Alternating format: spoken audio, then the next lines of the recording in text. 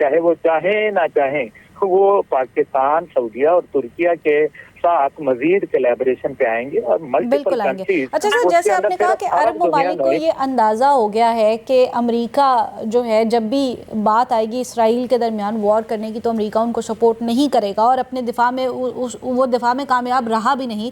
उसके बाद अब ये मुआहदा तो सामने आया, तो और कौन से ममालिक हैं जो आपके नज़दीक आपको लगता है कि बहुत जल्द इस मुआहदे का हिस्सा हो सकते हैं या आने वाले वक्त में इसका हिस्सा बनेंगे? देखिए, मेरी नज़र के अंदर इस टाइम पे कुवैत मौजूद है, कतर मौजूद है, बहरीन मौजूद है। गो के बहरीन के मुतल्लिक मुतज़ाद आरा भी मौजूद है, लेकिन बहरीन इसलिए कि जब बहरीन की बादशाहत को खतरा लाहक था और अवाम सड़कों के ऊपर बाहर निकल आए थे, तो सऊदी अरब की जब तक कि फौज ना आई तब तक मामलात जो थे वो बहुत गंभीर रहे। इसी वजह से फिर आप देखें कि बहरीन की मजबूरी बन जाएगा।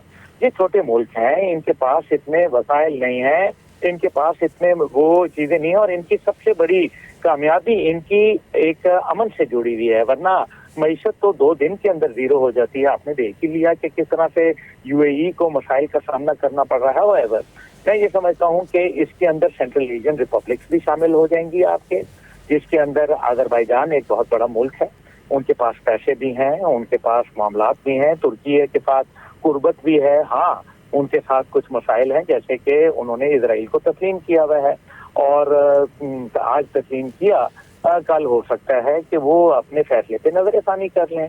और इसी तरीके से मेरे ख्याल में मलेशिया और इंडोनेशिया, ये मैंने आपसे गुजारिश की कि ये नीड ऑफ द डे है, ये कोई ऐसा अलायंस नहीं है, ये एक मजबूरी है। और मजबूरी के अंदर जब आपको बहुत कुछ करना पड़ता है, और दुनिया ने देख लिया कि अगर उन्होंने सदर मेडियोरो का मॉडल अपनाना है, यानी कि कोई रातों रात आएगा, उनके मुल्क के अंदर लोगों को उठा के ले जाएगा, उनके सदर को अगवा कर लेगा और कोई ना कोई इस तरह से एक लुच तलेगा, उस सब के लिए अब उन्होंने फैसला कर लिया है कि अपनी सिक्योरिटी को इन्हांस किया जाए और उस मुल्क के साथ किया जाए जिसके ऊपर कोई भी मुल्क हमला करने से पहले 10 दफा सोचे और नतीजा एक ही निकले कि भाई अंगूर खट्टे हैं, और वो है पाकिस्तान, जिसका न्यूक्लियर डिटरेंस इस बात को डिटरमिन करता है कि वो कोई भी मुल्क पाकिस्तान पर हमला नहीं करेगा, because we are a nuclear responsible country.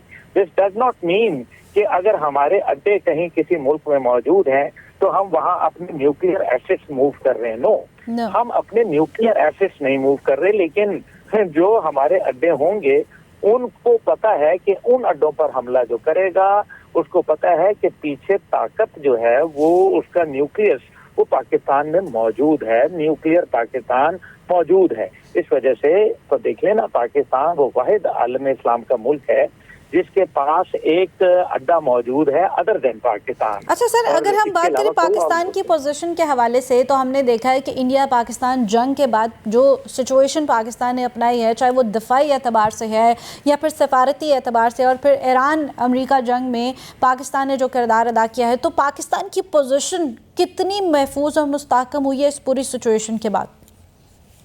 Pakistan तो मैं या आप क्या कहेंगे, पूरी दुनिया इसके ऊपर लिख रही है। पूरी दुनिया जो है इस बात को जानती है कि पाकिस्तान की पोजीशन मुस्तहकम हुई है। एक पैराडाइम शिफ्ट हुआ ना जी। आप जब पाक भारत जंग हुई, एक्चुअली वो एक वाटरशेड था और उसके बाद दुनिया को ये समझ आ गई कि जो भारत की निगाहें थी जिनसे दुनिया देखने के ऊपर आदी हो चुकी थी, भारत दिखा रहा था कि पाकिस्तान एक कमजोर मुल्क है, पाकिस्तान की कोई हैसियत नहीं है, हम उनको वो तो सिर्फ न्यूक्लियर की बात कर सकते हैं लेकिन रवायती जंग में तो वो हमारे करीबो ज्वार में नहीं खड़े। और दुनिया भी मानती थी, वो कहती थी हाँ भाई वाकई हकीकत है, 8 गुना बड़ी फौज है, इतने उनके पास S-400 हैं, उनके पास जो है वो राफेल हैं, उनके पास जो है वो इतनी पैसा है, मईशत है। लेकिन चंद घंटों के अंदर भारत का तमाम जो भरम था वो टूट के रह गया दुनिया के सामने, and that was the time. अच्छा, उसके बाद फिर ईरान और अमेरिका और इजराइल जंग हो गई। पूरे दुनिया में 193 कंट्रीज जो यूनाइटेड नेशन के थे वो सुन्नों के साइड बैठे हुए थे। Pakistan was the only one who took the lead and led the way to a peaceful solution. और वहाँ ایک ہم نے ایک سیز فائر تو کروایا, یہ تو کوئی ڈکی چھپی بات نہیں ہے. اب یہ جب سب کچھ ہو گیا تو پاکستان سفارتی سطح پہ اسٹریٹجک سطح کے اوپر ابھر کے آیا. یہی وجہ ہے کہ اب پاکستان کو لوگ بھارت کی آنکھوں سے نہیں بلکہ پاکستان کے قد کاٹ کے مطابق دیکھ رہے ہیں, اور یہی ہماری عزت اور افتخار کا باعث بن رہا ہے. ٹھیک ہے سر, اسٹیٹ آف ہارمز کی بات کر لیتے ہیں کیونکہ سب سے بڑا جو متنازع پوائنٹ ہے وہ ابھی تک یہی رہا ہے. ریسنٹلی جو سچویشن چل رہی ہے, اگر اسٹیٹ آف ہارمز نارمل نہیں ہوتی ان فیوچر, کمنگ فیوچر میں, قریبی مستقبل میں, تو کیا سچویشن ہوتی ہے کہ ہمارا جو امپورٹ بل ہے پاکستان میں آئل کی جو سچویشن ہے, یہ جو انفلیشن کی سچویشن ہے, یا جو معاشی سچویشن ہے, وہ کس طرح سے افیکٹ کرے گی؟ دیکھیں, پاکستان نے تو اپنا میرے خیال میں خود ہی ستیہ ناش کی ہے. سچی جو بات ہے, پاکستان کا بابا ایران کے ساتھ ایک بارڈر لگتا ہے 909 کلومیٹر لمبا, اور ہمیں تو کسی ہرمز کی ضرورت بھی نہیں ہے. ایون جب جنگ جاری تھی تب بھی دیکھیں نا, اس کی دو مثالیں ہیں جو میں نے کہا خود ستیہ ناش کیا. سب سے بڑی مثال تو یہ ہے کہ جب ڈیورنگ دا وار جب سینکشن لفٹ ہوئی ایران کے اوپر کہ آپ اپنا آئل سیل کر سکتے ہیں, تو انڈیا نے جا کے ریلائنس نے جا کے 5 ملین بیرلز کا ان کے ساتھ معاہدہ کر لیا. پاکستان نے کیوں نہیں کیا؟ اس ٹائم پہ بھی پاکستان اس ٹائم میں 14% اپنی تیل کی ضروریات اسمگل شدہ آئل سے پوری کرتا ہے جو بلوچستان سے آتی ہے, جو کہ تقریباً 10 ملین لیٹر اے ڈے ہے.